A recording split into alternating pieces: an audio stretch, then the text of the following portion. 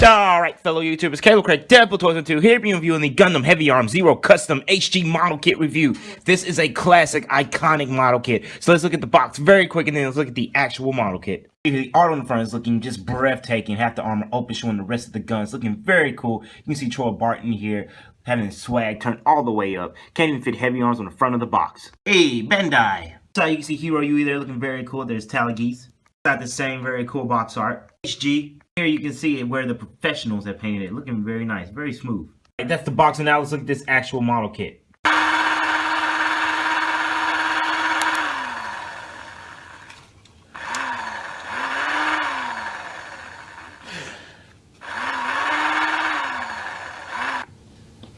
What is taking so long? Is it almost finished? Look, Troller, I know you have to go finish Operation Meteor. I'm almost done with it. Just a little bit more time.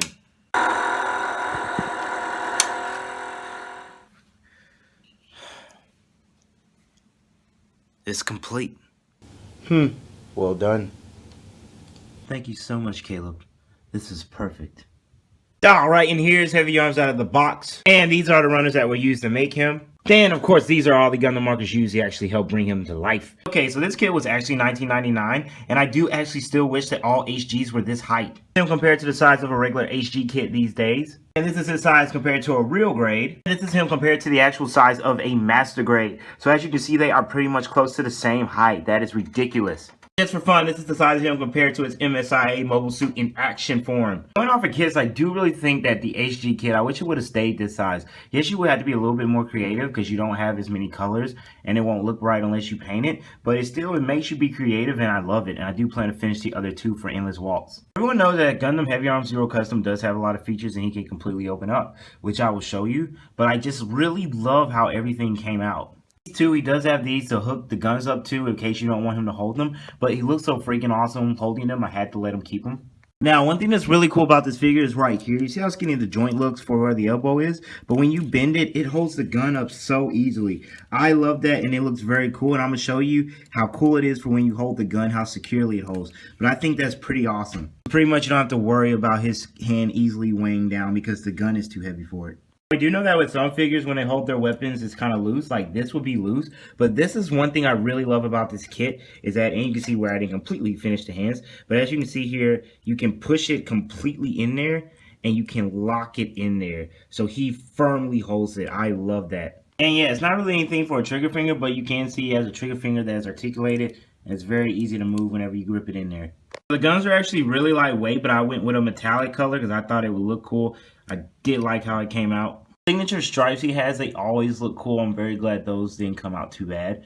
I like that. And a light blue in the middle, I wasn't quite sure how to do it, so I basically spray painted his middle pieces completely white. Then I put a little blue in there, so it doesn't look that bad. I use jet black, like kind of a shiny black for all the black parts. Now, once you get all the legs out, then you can sit here and pop these out. And they're out and showing right there on the hip. Blue is kind of an aqua, like a very dark navy blue. So I just made sure I lightly sprayed it so it wouldn't come out too dark. A matte white for the actual legs to help them to look pretty cool. I'm never good at doing actual face sculpts or those lines. So usually I'll do the lines and I have to use my hand and kind of brush them off so that they can actually just be showing on the inside of there. So not the best job, but I have shaky hands. I completely nerded out the first time I completely opened up all his guns. Actually, I painted them. So what you're going to do is we'll start at the bottom. Open up all of these. And they do have it where you have the articulation. Some of the parts are small. You might need a little super glue, but they do work out. Open up the other side. And these parts right here on the shoulder, you can completely open those. They can go completely around whatever tickles your fancy. Open those. Of course, these right here on the front come straight up, and this right here opens up. I don't know, it'd be cool if you could fit a little small Troa there between the two guns. I don't know. I'm just talking. Yeah, Troa completely unleashed and ready to go with everything showing. You better stay out of the way of those bullets. Look at that. That is sick. I am loving that. This stuff is really flimsy. It all stays in place and it all fits in a line. I don't have to worry No parts were actually broken on this kit. I had no issues with it. But then again, like, you don't want to really be rough with the plastic. But if you do break a piece, it's very easy for you to put some glue on it. To me, like, this actual kit is really fun to put together. You can see so many parts, but it's just back in the day, like, you really have to make sure you had the details. I don't really like to use the stickers. The only thing I really use the stickers for is the eyes, and I paint the rest. But it's really fun because they give you the tools to make it whatever you want. Here, it's just really cool. All I did was put some lining on these parts after painting them like gray, and it just came out really good. And you take that Gundam line marker, you make a few scuffs and mistakes, but overall it still is going to look really cool. Also, it's very easy for it to stand, so I do like that. This thing can stand. I bumped into my shelf and it did not fall over because I actually did it like a week ago, and I'm just now able to load up a video from being off from work. But it does look very cool. Instead of going with the yellow antennas, I went with gold. I thought it would look cool, but you know, it's Gunpla, so you can do any of your own kits. Like, this would be what I would use if I could actually put into a Gunpla battle, like off of Gundam Build Fighters. It'd be so cool. I see some kit where this actually comes up and you can shoot from there. Sorry to say you can't do that with this kit, but it still is nice. Alright, so as far as articulation, the actual foot here can only move that far back, that far forward. There is a little bit of there's a lot of ankle pivot in there. This can move a little bit. You can actually bend this knee pretty far back, but you can't go that far forward, and it can only stretch out that far, as you can see. These things right here actually do move a little bit. Sorry about that cannon almost blowing you guys' face off, but those can move. Legs can only go out that far, so not that far. Not really an ab crunch, but it can twist as much as you want. See there, very mini ab crunch. You can actually close these bad boys up. Head can actually look down that far, and it can look up that far. So really far up. Now here, the actual arm can only go about that far. It can go completely around, but I don't want to, you know, move all that stuff. You cannot twist here.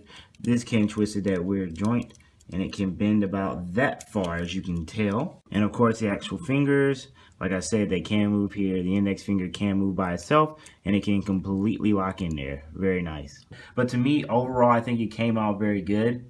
And I do love this. It gave me a nostalgic feeling. When you start to put a Gundam together and then you actually start to see it form as what you want it to look like, it's really amazing. I'm glad I'm one step closer to finishing the dream team from Endless Waltz. And I have 2 of the HD kits now. I have to wait for the 2 more, and I'll put them together and they'll be set to go. But it's been a review by Caleb Craig Deadpool Toys 12, and I'll see you in future videos. Bye. Troa Barton, I'm glad you finally have your Gundam. Huh? He really makes his reviews bright. But now let's find the other 2, so we can stop Operation Meteor. Ready, let's go. Roger that.